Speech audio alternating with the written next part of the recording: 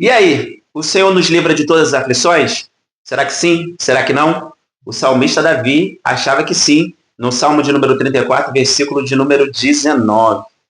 A gente vai pensar aqui dentro de algumas possibilidades. Eu acredito que a primeira é a que todo mundo pede a Deus e a última vai te surpreender. Fique do início até o fim e vem comigo!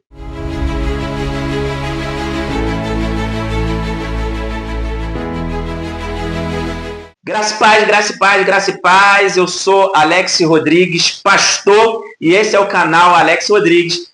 Antes de qualquer coisa, eu vou pedir para que você ative o sininho das notificações, você deixe o seu like e se inscreva aqui no canal. Isso ajuda demais o nosso canal. É de graça, você não paga nada, mas para a gente faz muita diferença. O salmista Davi, no Salmo de número 34, versículo de número 19, ele diz o seguinte, preste atenção.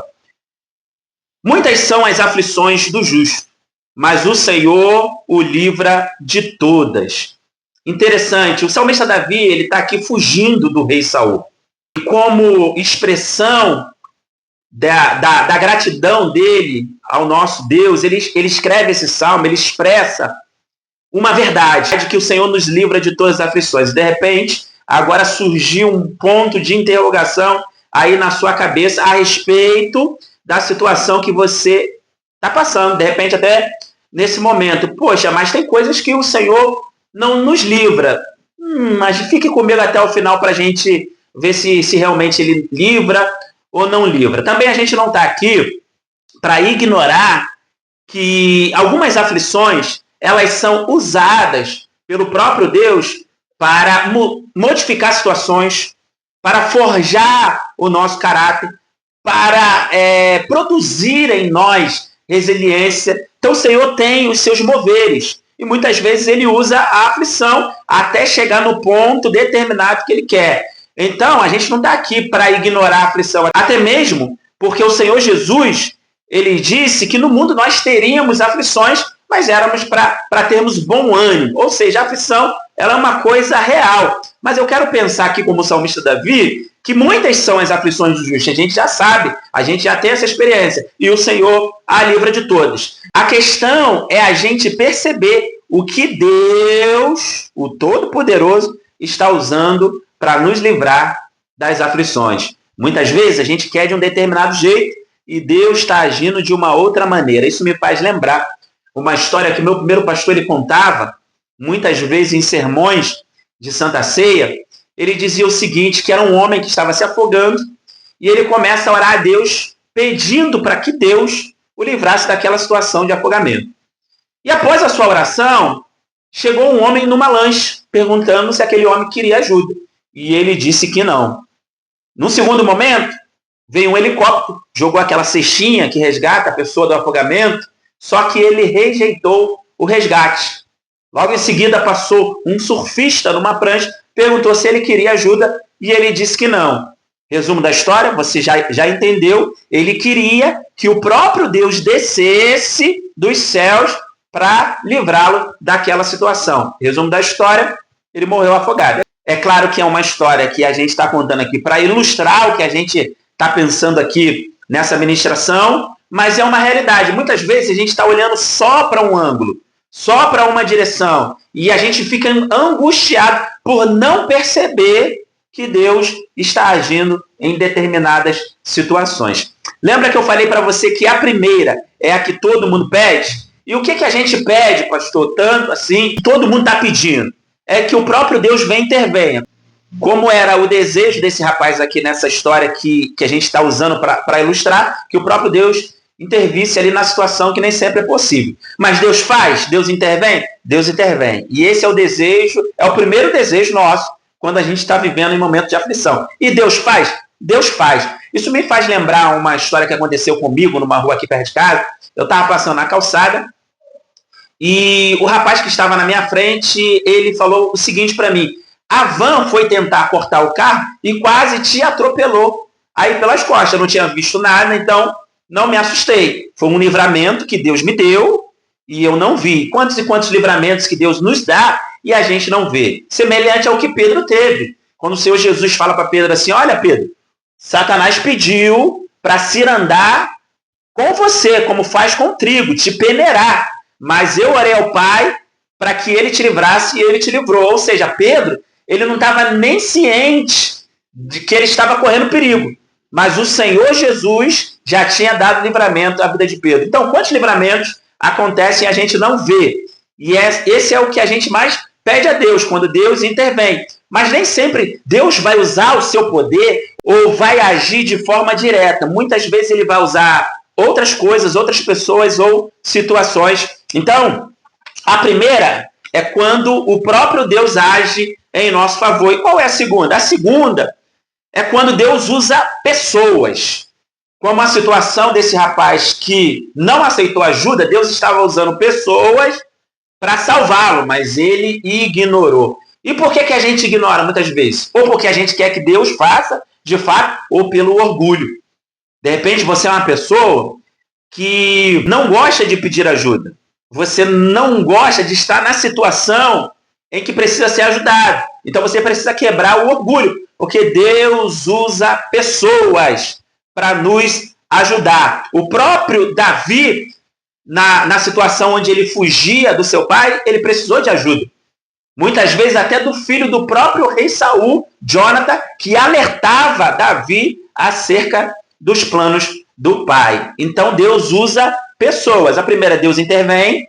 A segunda, Deus usa pessoas. Então quebra o orgulho. De repente a ajuda já está batendo na sua porta por intermédio de alguém, mas você com o coração orgulhoso não estende a mão para receber ajuda. A terceira maneira que Deus usa, ele opera em nós vontade, querer em nossas vidas. Filipenses capítulo de número 2, versículo de número 13, vai dizer que Deus opera em nós tanto o querer quanto o efetuar. Lembra daquela vontade que vem e de mudar a situação e a gente não sabe de onde vem? Ela vem do alto. Ela vem do próprio Deus, mas ela precisa ser transformada em atitudes. Esse vídeo mesmo, essa palavra mesmo, é uma resposta de Deus operando em você um querer e uma vontade, mas você precisa transformar isso em ação. Então, a terceira maneira é Deus ministrando ao nosso próprio coração, operando em nós vontade. E a gente precisa dizer sim quando ele faz essa ação em nossas vidas. A quarta coisa, o quarto livramento de aflição que Deus nos dá é quando ele permite a gente chegar na situação extrema. É quando ele nos livra dentro do problema. O próprio salmista Davi, ele disse, quando ele estava contando a sua experiência em batalhas para o rei Saul, porque ele queria enfrentar o gigante, ele contou a seguinte história: olha, uma certa vez veio um leão para matar as ovelhas do meu pai e eu tirei a ovelha da boca do leão. Outra vez veio um urso e eu tirei a ovelha da boca do urso. Ou seja, muitas vezes Deus vai permitir a gente estar na boca do leão, na boca do urso, para que o livramento chegue. É aquele momento de desespero, né? Quando a gente diz, agora só Deus.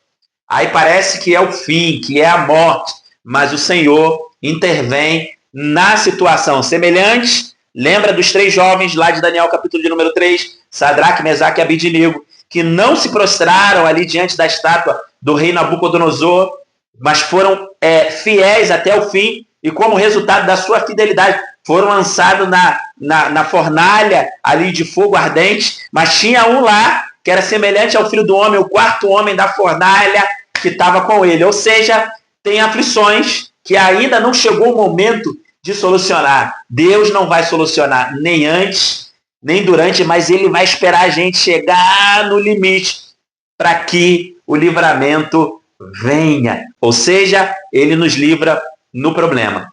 E o último, a quinta maneira que Deus usa para nos livrar da aflição, que eu falei que ia te surpreender, você que chegou até o fim está de parabéns, é que ele está esperando uma atitude sua. Ih, que legal! Olha só que bacana. Eu vou repetir. Ele está esperando uma atitude sua, uma atitude pessoal para que as coisas se modifiquem. Ah, rapaz, às vezes só depende de você a mudança, a saída desse estado de aflição. Você lembra da história do filho pródigo, Lucas capítulo de número 15? Ele pega toda a sua herança, vai dissolver toda a herança que ele recebe do pai, entra numa pior, só que ele se lembra da casa do pai e ele toma uma atitude para voltar à casa do pai. Ele começou a se lembrar que os funcionários da casa do pai eram melhor tratados do que a vida que ele estava levando. Então ele tomou uma atitude. O texto vai dizer que ele diz dessa maneira: levantar-me-ei. Então a gente precisa se levantar, precisa de coragem, e irei ter com o meu pai. Na mente do filho pródigo, ele ia chegar na casa do pai e ele, se ele fosse recebido como só mais um dos seus funcionários, já estaria muito bom. Mas você conhece a história do filho pródigo. Quando ele volta para a casa do pai, ele é recebido com anel, com sandália, com festa. Foi mais do que ele esperou, mas foi necessário que o filho pródigo tomasse uma atitude de voltar. Então, Deus está esperando uma atitude sua, de se levantar, de ir em direção a essa nova vida que Deus te proporciona hoje. Receba essa palavra, porque essa palavra é de Deus para a sua vida. Atitude pessoal. Deus vai reagir, eu vou repetir, Deus vai reagir à sua atitude. E aí? Deus intervém de maneira concreta, Deus usa pessoas, Deus usa ministrações para operar na gente vontade, para que a gente transforme essa vontade em ação. Deus nos livra dentro do problema, como livrou Sadraque, Mesaque e Abednego e as ovelhas do pai de Davi da boca do leão e do urso, e Deus usa atitude pessoal para a modificação de situações de aflição. E aí, fez sentido? Mas de repente você ainda está assim, ó. Pastor, mas se eu morrer? Aí ele te livrou da grande aflição do mundo e você vai viver a alegria eterna de estar com o Pai. Fez sentido para você esse estudo? Se fez sentido, compartilhe agora, acabou o vídeo, compartilhe para alguém que precisa ouvir essa mensagem, para que ela seja edificada e ela tome atitudes de transformação para que ela receba o alívio na alma dela. Ó, não vai embora sem ativar aqui, ó, o sininho das notificações, deixar aquele like aqui e se inscrever no canal. E aí, até a próxima. Fique com Deus!